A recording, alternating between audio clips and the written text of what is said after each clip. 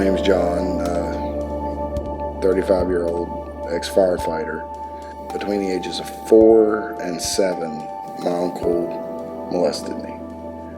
Nobody in my family believed me except for my mom, and she couldn't get law enforcement to believe us until I was 25, and by then he'd already had cancer throughout 60% of his body. So for the longest time I felt like it was my fault, that I had done something to provoke it, and went through therapy for years because of it. Had a lot of anger issues when I was a child. About a month or so before he passed away, he called my mom and asked to talk to me, and I'm like, I don't even want to talk to him.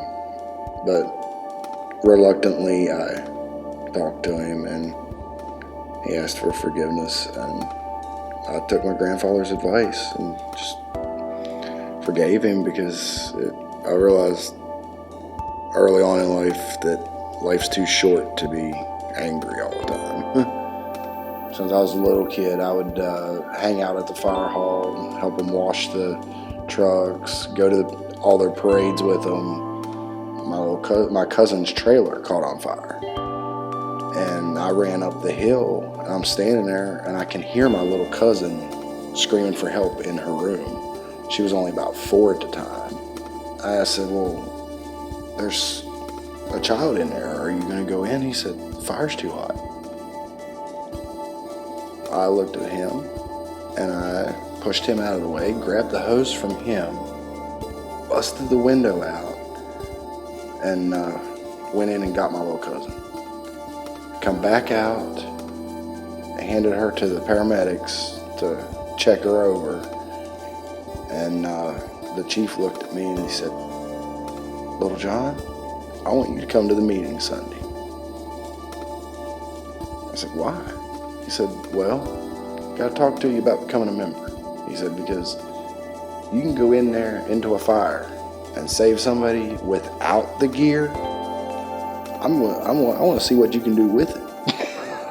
That was always a dream, to be a firefighter or paramedic, and I became both.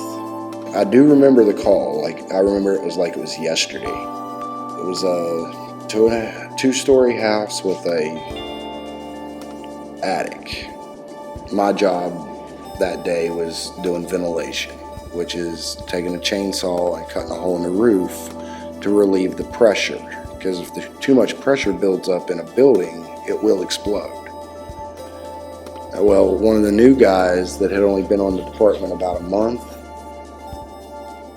didn't wait for the signal to go in, and he went ahead and went in too soon and kicked the door in, which caused what they call backdraft, which is where oxygen hits fire, and all of a sudden it causes an explosion. And I was blown off the roof. The fire chief said that I fell the equivalent to 3.5 stories.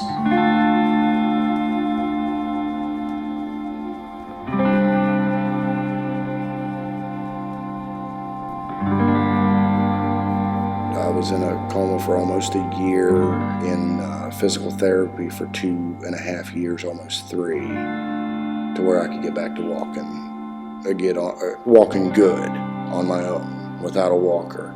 Every day I miss it. If I'm up at the Salvation Army hanging out, and the fire trucks go by, there's been a couple different of my friends say, you really do miss the fire department. I was like, yeah, I do, because when the trucks go by, my eyes light up, and I'm like, ugh. I keep saying, y'all forgetting one. To this day, if I see a house burning, whether I've got gear or not, I'm going to go in and try to save somebody if there's somebody in there. If I could go back and not get hurt, I honestly think that I wouldn't be homeless at all. I would still be on the fire department. Probably never even end up in Texarkana. But I honestly don't know what his plan for me is, but he must have a plan for me, because that daggone, that fall should have killed me. I had a daughter, though, She was 3 years old when she passed away. I don't normally talk about that much, but in this case I will. Her mother ended up getting with a gentleman that evidently did not like children. She was crying one evening, and he picked her up by her feet and swung her like a baseball bat and smashed her head against the door frame. Her name was Keisha Joy, which on my thumb here I did a self-made tattoo of her initial. It's faded over the years. And on my other one I put a cross. I know every parent says this, but the image of perfection.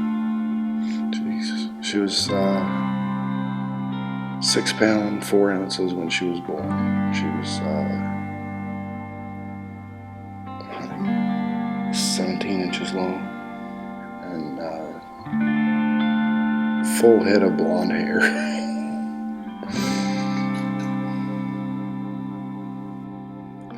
From the day she died. I'm sorry. I can't go any further about that. I'm sorry, man. That's...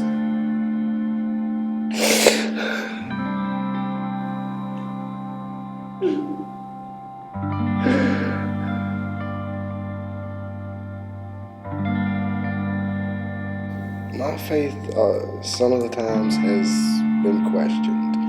I question myself a lot with my faith, but I do understand that God is there for us, and He does help us. We might not see it, but He's there for us, and He has pulled us through. He pulls everybody through a lot. As many accidents that I've been in, car accidents, getting hit by cars, falling off the roof, as much as I've been through, I should have been dead 20 years ago. But evidently God's got a plan for me. I'd like to know what it is. Any thoughts? Anything else out there? Watching this. Show your parents respect, because one of these days you won't have them. Whatever, my mom or my dad, I wish I could say hi to them. And when I see children mistreating their parents, I just want to pick them up and say, "What is wrong with you?" I could have been better to them. Don't give up. God will pull you through anything, in any of your struggles, no matter what it is, whether it be drugs, alcohol, a disability, anger. God has the power to pull you through anything.